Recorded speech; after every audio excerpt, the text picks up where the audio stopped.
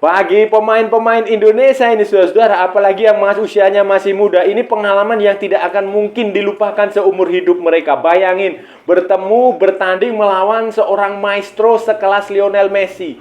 Ini Lionel Messi ya saudara-saudara ya, Lionel Messi ya, bukan Cristiano Ronaldo ya, bukan. Halo saudara-saudara, jumpa lagi dengan komentator gadungan di sini. Dengan komentator yang gadungan.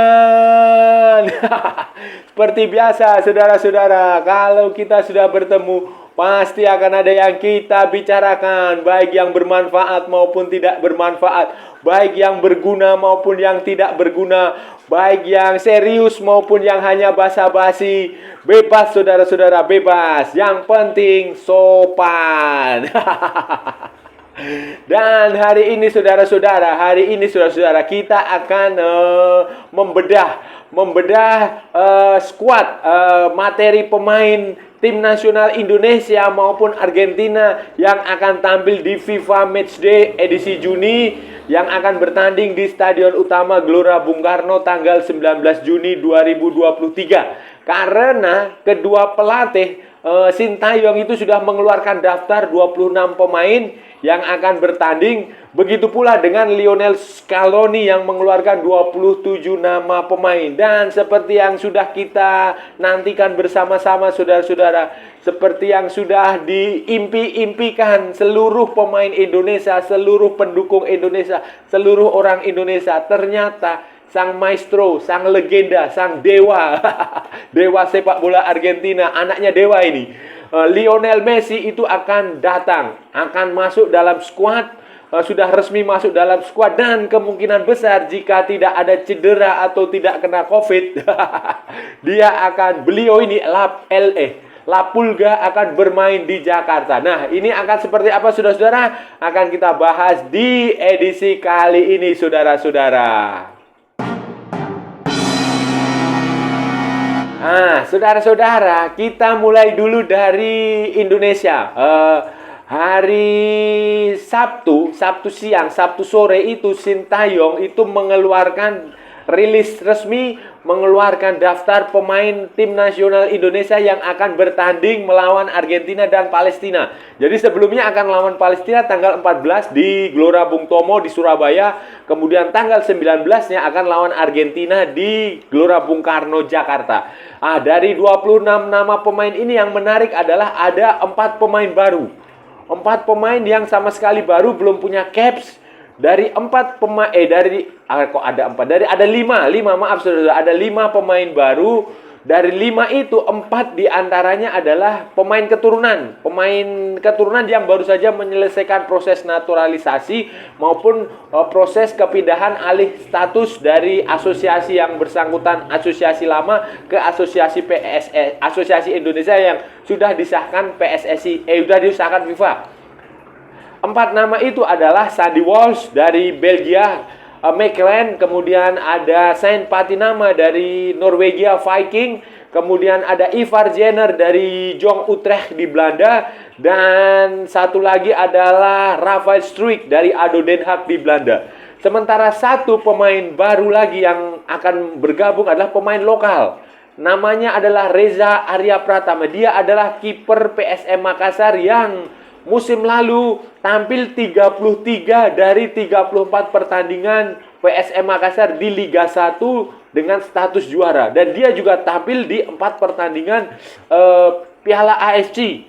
Piala AFC waktu itu PSM sampai di final zona Asia setelah dikalahkan oleh Kuala Lumpur City. Nah, ini ada 5 pemain baru ini, dan ada kalau nggak salah ada 4 pemain dari lulusan SEA Games seperti Hernando, kemudian Rizky Ridho, kemudian ada Pratama Arhan, kemudian ada Witan Sulaiman, dan kemudian ada satu lagi siapa lagi ya? Yaitu 4 itu.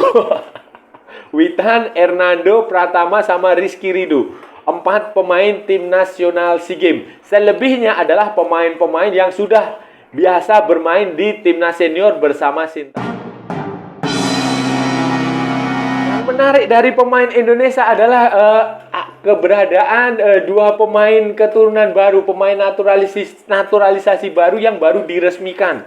Baru beberapa hari yang lalu, saudara-saudara, si Ivar Jenner dan Rafael Struijk. Ini seperti, kalau kata orang-orang, ini seperti rezeki anak soleh.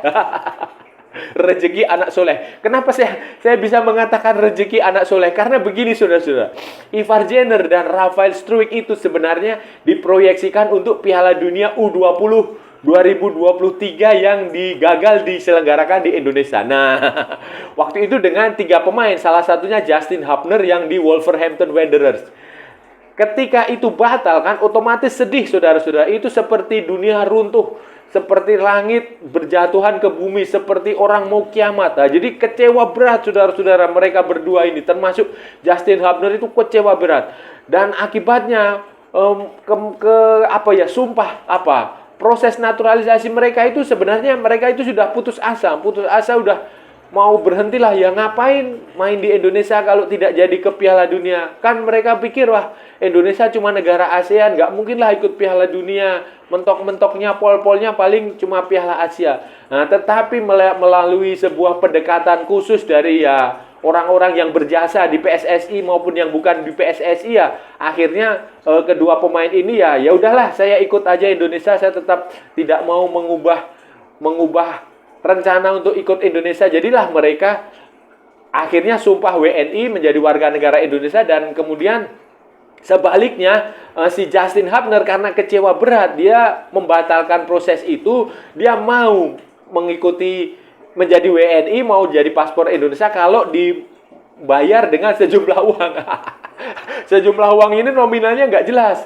Rumornya sih sekitar $1 juta. Nah, itu kira-kira 15 miliar lah.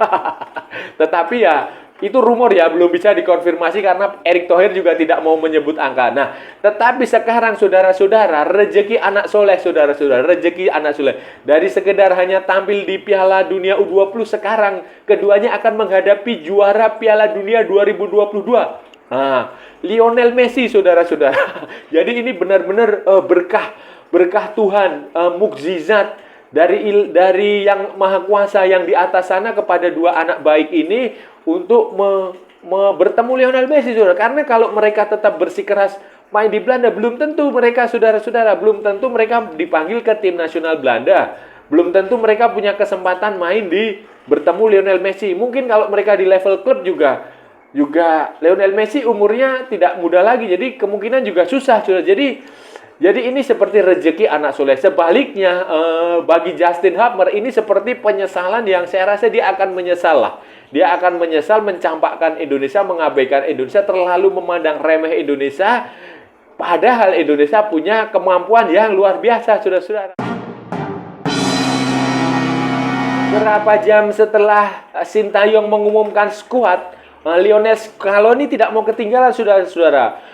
Asosiasi Sepak Bola Argentina, AFA, itu secara resmi mengeluarkan daftar 27 pemain yang akan berangkat ke Cina melawan Australia dan ke Indonesia melawan Indonesia tentu saja. Dari 27 nama itu tidak ada 2 pemain Serie A. Lautaro Martinez dari Inter Milan tidak akan ikut.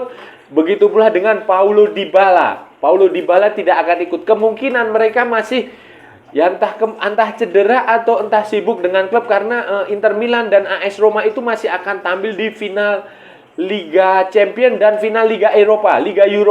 Nah, kalau nggak salah itu Liga Champions tanggal 11 Juni.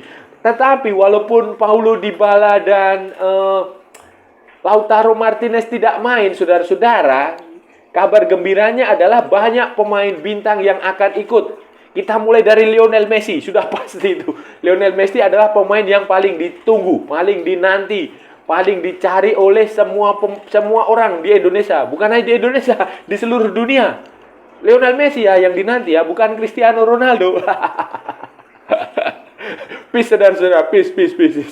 Kemudian ada Angel Di Maria. Angel Di Maria masih akan ikut. Kemudian Julian Alvarez, striker muda yang waktu ikut Piala Dunia dari Manchester City. Kemudian ada Giovanni Simeone, anaknya El Cholo Diego Simeone yang sekarang main di Napoli. Kemudian yang debutan adalah Alejandro Garnacho dari Manchester United. Entah ini Alejandro Garnacho adalah pemain apa ya? Dia punya paspor Argentina dan Spanyol, dan dia akan menjalani debut kemungkinan di tur Asia ini, saudara.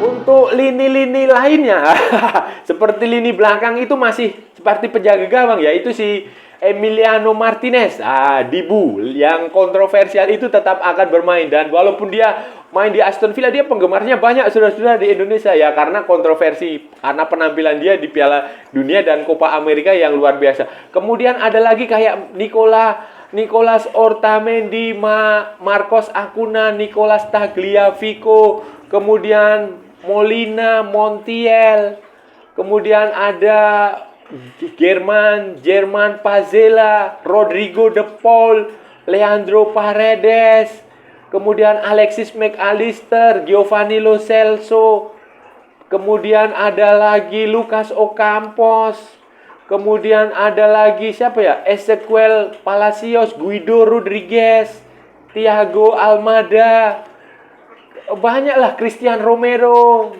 Facundo Medina, banyaklah. Kemudian ada lagi percadangannya kayak Geronimo Rulli yang main di Ajax pemana sekarang? Kayaknya Ajax. Kemudian ada Walter Benitez. Itu ada semua pemain itu tampil. Mayoritas adalah pemain-pemain yang tampil di Piala Dunia 2022, dan beberapa lagi yang memang tidak main, tidak dipanggil, tetapi mereka pemain-pemain yang bagus ya. Enzo Fernandez, hampir lupa Enzo Fernandez yang pemain muda terbaik Piala Dunia 2022 yang sekarang bermain di Chelsea. Dan ya ini luar biasa, saudara-saudara, luar biasa. Tak mungkin dalam 10 tahun ke depan atau 20 tahun ke depan kalau Indonesia tidak ikut Piala Dunia, kesempatan seperti ini tidak mungkin ada, saudara-saudara. Bertemu pemain seperti Lionel Messi itu tidak akan lahir. Pemain seperti Lionel Messi itu belum tentu ada di satu generasi. Bisa jadi nanti 3 generasi, 4 generasi ke depan itu baru ada lagi pemain yang punya level seperti Lionel Messi ya. Ini level ya yang maestro, benar-benar dewa seperti Lionel Messi, seperti Diego Maradona, seperti Pele. Itu bisa, belum tentu dalam 1-2 generasi itu akan melahirkan itu. Tapi kalau pemain seperti Cristiano Ronaldo ya murahan. Ya, itu bisa hadir tiap hari, saudara-saudara. Tapi kalau yang benar-benar seperti Lionel Messi ini benar-benar tidak susah, saudara-saudara. Dan itu akan everlasting bagi pemain-pemain Indonesia nanti kalau mereka sudah pensiun. Kayak pemain yang senior, kayak yang Fahrudin yang sudah sebentar lagi pensiun itu, Stefano Lillipali yang sudah tua itu, kalau nanti dia pensiun dia akan mengenang itu. Keputusan saya dulu bergabung dengan Indonesia ternyata tepat.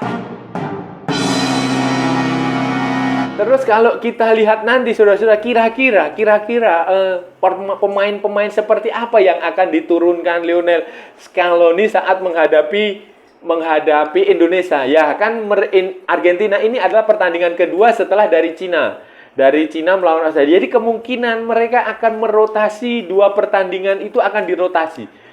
Lionel Messi itu kemungkinan akan bermain di 2 pertandingan itu. 2 pertandingan itu karena saya yakin, saudara-saudara, dalam kontrak yang ditandatangani Asosiasi Sepak Bola Argentina dengan PSSI maupun dengan pihak yang di Cina sana, kemungkinan besar itu ada klausul tentang Lionel Messi. Itu pasti kemungkinan besar akan dimainkan, walaupun kita tidak tahu apakah dia akan bermain 90 menit atau 45 menit atau 60 menit atau bagaimana, atau main dari babak kedua atau sejak menit pertama.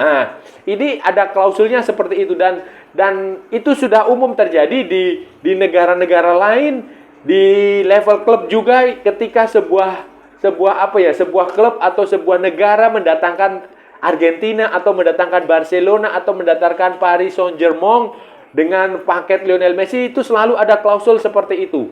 Dan ya saya sih optimistis Lionel Messi akan main di Indonesia. Kemungkinan teman-temannya itu ya bisa dirotasi. Mungkin saja Angel Di Maria akan bermain di situ, tapi bisa juga Alejandro Garnacho yang main, atau Julian Alvarez, atau Diego Simeone Diego Simeone siapa, Giovanni Simeone di situ. Kemudian pemain seperti Alexis McAllister, Enzo Fernandez, Leandro Paredes, Rodrigo De Paul itu juga pasti akan bermain. Termasuk si kemungkinan kipernya si Emi Martinez, atau bisa juga Geronimo Rulli. Tapi saya percaya Lionel Scaloni akan memainkan pemain-pemain utama walaupun tidak 100%, saudara-saudara. Ya mungkin 50%, mungkin 60%, tetapi saya bisa jamin, saya bisa pastikan Lionel Messi kemungkinan akan main. Entah dari starting line up, baru nanti diganti di babak kedua, atau turun di babak kedua. Tapi sih kemungkinan dia akan masuk starting line up. Dan bisa jadi dia justru bermain 90 menit. Karena dalam tradisinya ini sangat jarang sekali Lionel Messi ditarik keluar. Ditarik keluar di babak kedua. Tapi ya karena mungkin ini hanya pertandingan uji coba yang lawannya juga tidak seberat Prancis atau seberat Brasil, ya kemungkinan Lionel Messi diganti di babak kedua atau bermain dari bangku cadangan itu besar, saudara-saudara. Dan main berapa menit pun itu Lionel Messi itu sudah sebuah sejarah, sebuah pengalaman, sebuah hal yang sangat membanggakan, sebuah hal yang sangat dicari oleh pemain-pemain maupun pendukung, penonton di Indonesia, saudara-saudara. Nah, dengan prediksi skor, saudara-saudara. Prediksi skor, kita nggak usah bicara skor, saudara-saudara. Saudara-saudara, berat, bermain imbang aja berat. Kita tidak kalah 0-3 aja udah kerja keras yang luar biasa, saudara-saudara. Nggak kalah 0-3 ya, nggak kalah 0-3 ya. Itu udah sebuah kerja keras yang luar biasa, saudara. Jadi kita nggak usah bicara tentang skor, kita nggak usah bicara tentang menaikkan peringkat FIFA melawan Argentina. Tidak, saudara. Itu hal yang mustahil, impossible. Walaupun impossible is nothing, tetapi ini impossible. Truly impossible. Tidak mungkin, saudara-saudara. Tidak mungkin Indonesia bisa mengalahkan Argentina. Tidak mungkin Indonesia bisa menahan imbang Argentina. Maksudnya, tidak mungkin Indonesia bisa mengalahkan Argentina. Tidak mungkin Indonesia bisa menahan imbang Argentina. Yang bisa dilakukan hanya menahan supaya tidak kebobolan lebih banyak. Kemungkinan ya Indonesia bermain agak defensif bisa. 3-4-3 atau 3-5-2 atau 3-6-1 bisa, atau 4-2-3-1 bisa, atau 4-3-3, tapi tidak terlalu agresif, nanti hanya counter attack mengandalkan pemain-pemain di pertahanan yang tampaknya juga lumayan kan. Di situ ada Shane Patinama, ada Jordi Amat, ada siapa lagi, Sandy Walsh, ada Elkan Begot. Itu sudah bisa. Apalagi Jordi Amat punya pengalaman melakukan pertandingan melawan Lionel Messi waktu di Spanyol. Waktu di Derby Catalunya, waktu dia bermain dengan Espanyol itu beberapa kali bertanding melawan Barcelona. Dan waktu melawan Rayo Vallecano juga dia beberapa kali melawan Lionel Messi. Walaupun kalau nggak salah ada 5 atau 6 pertandingan Jordi Amat waktu di Spanyol melawan klubnya Lionel Messi. Dan semuanya berakhir dengan tanpa kemenangan, kalah dan imbang kalau nggak salah. Ada 4 kali kalah dan sekali imbang atau seperti apa. Tapi dia nggak pernah, walaupun dia nggak pernah menang, tetapi dia beberapa kali sempat menekel Lionel Messi. Sempat benar-benar membuat Lionel Messi kerepotan. Dia interceptnya Lionel Messi bagus. Jadi ada beberapa pemain yang mengurung. Nah, Jordi Amat bertindak sebagai pengawasnya.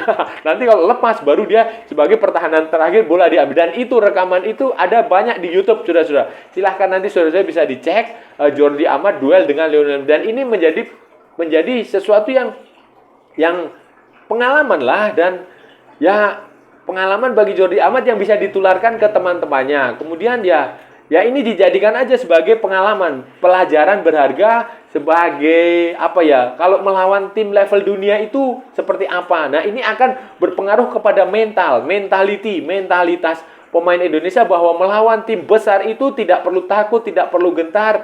Ada caranya. Mereka nanti akan, kalau bertanding melawan di sebuah turnamen yang resmi, yang seperti Piala Asia, Piala AFF, atau kualifikasi Piala Dunia, itu mereka bisa tahu ketika menghadapi lawan-lawan yang besar seperti Jepang, Korea, seperti Arab Saudi, Iran, seperti itu mereka akan belajar dari pertandingan melawan Argentina ini. Jadi ini bagus sekali saudara-saudara. Bagus sekali untuk kematangan dan pendewasaan pemain Indonesia. Itu tadi saudara-saudara pembahasan kita hari ini, pembicaraan kita hari ini. Kita sudah bicara panjang lebar tentang membedah skuad, membedah timnas Argentina maupun timnas Argentina membeberkan, menganalisis komposisi pemain yang akan tampil di Stadion Utama Gelora Bung Karno tanggal 19 Juni 2023. Kita tadi juga sudah memperkirakan apa yang akan terjadi, menganalisis susunan pemain, kemudian apa yang kira-kira harus dilakukan. Udahlah, pokoknya kita udah bicara panjang lebar, saudara. Kalau ada salah-salah atau hal yang tidak benar ya mohon maaf, saudara-saudara. Namanya juga gadungan, ini hanya sekedar hiburan. Tetapi kalau benar berarti sebuah kebenaran, saudara-saudara. Kalau saudara-saudara merasa channel ini bermanfaat, berguna, menghibur, menginspirasi, bagus, baik, mendidik, silahkan like, share, and subscribe. Tapi kalau tidak, abaikan saja. Skip, saudara-saudara. Jangan ditonton. Tapi jangan juga di-report. Kasihan saya, saudara-saudara. Ikuti pula akun media sosial Komentator Gadungan. Ada di Instagram, ada di Facebook, dan ada di TikTok. Oke, saudara-saudara. Sampai bertemu lagi di edisi berikutnya dengan tema-tema yang jauh lebih tidak bermutu. Oke, saudara, salam olahraga dan merdeka.